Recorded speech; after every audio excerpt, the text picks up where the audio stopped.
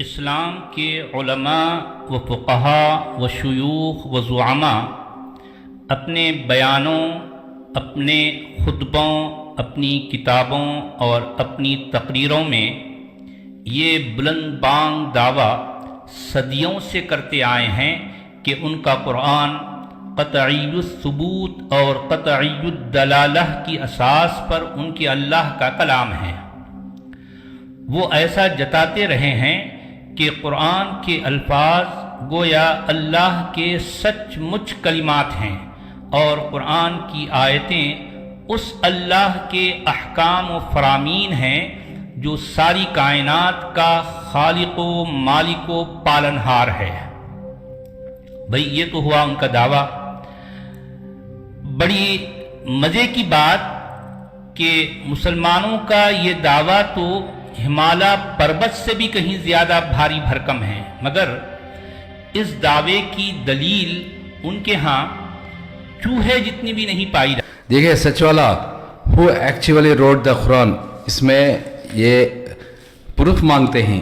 اللہ تعالیٰ نے دلائل دیے ہوئے ہیں نا قرآن میں دعویٰ کیا ہے کہ وہی رب ہے، وہی پالنہار ہے، وہی خالق ہے، تو اس کا پروف مانگتے ہیں۔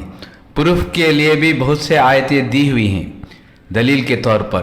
مثال کے طور پر اللہ تعالیٰ کہتا ہے کہ یہ خدا ہونے سے یہ کائنات رہے گی نا صحیح سلامت، ورنہ دو خدا ہونے سے کیا ہوگا؟ کائنات دھوست ہو جائے گی، برباد ہو جائے گی۔ دیکھیے کائنات میں 96% ڈارک ہے، اندھیرا ہے، 96% کائنات اندھیری ہے، اس میں صرف 4% ویزیبل ہے، 4% ہی دیکھا جا سکتا ہے۔ تو وہ 4% ٹیلیسکوپ، ریڈیو ٹیلیسکوپ سے، آپٹیکل ٹیلیسکوپ سے دیکھا جا سکتا ہے۔ پھر وہ 4% میں 96% ڈارک ہے، 4% ویزیبل ہے، تو صرف 0.04% ہی دیکھا جا سکتا ہے۔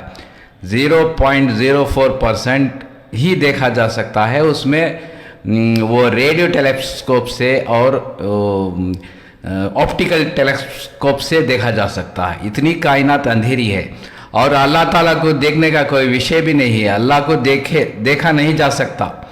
تو اتنی بڑی کائنات کا بنانے والا کہتا ہے کہ قرآن میں جگہ جگہ 700 آیتوں سے زیادہ اللہ تعالیٰ اس کی پہچاننے کو کہا گیا ہے، اس کے بنائی ہوئی کائنات پر غور و فکر کرنے کو کہا گیا ہے۔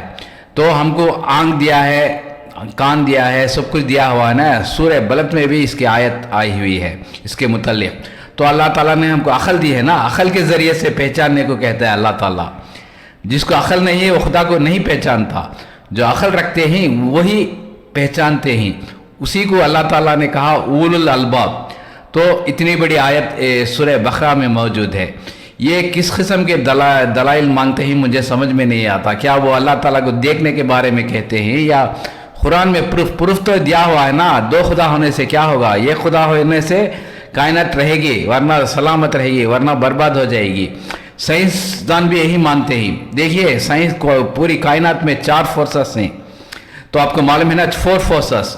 تو ڈاکٹر عبدالسلام پاکستانی سائنسدان تھے نا، وہ 4 کو 3 کر کے بتایا، ابھی 3 فورس ہیں۔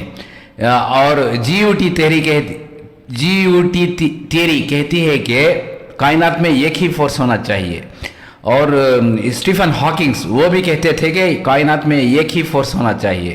اس کا مطلب ہوا کہ پوری کائنات میں ایک ہی کنٹرول ہونا چاہیے۔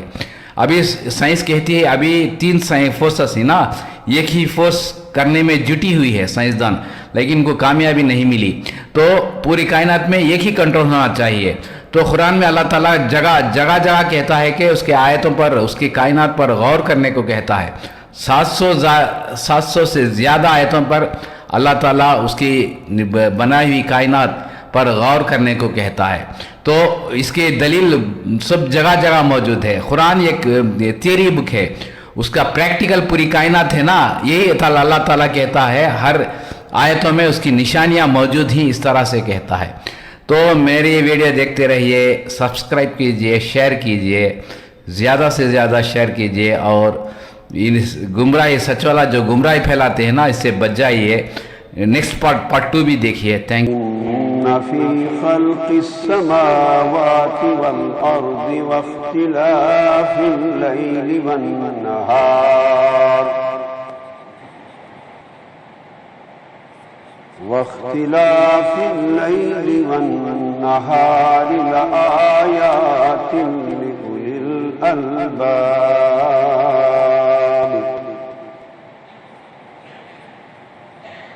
الذين يذكرون الله قياما وقعودا وعلى جنوبهم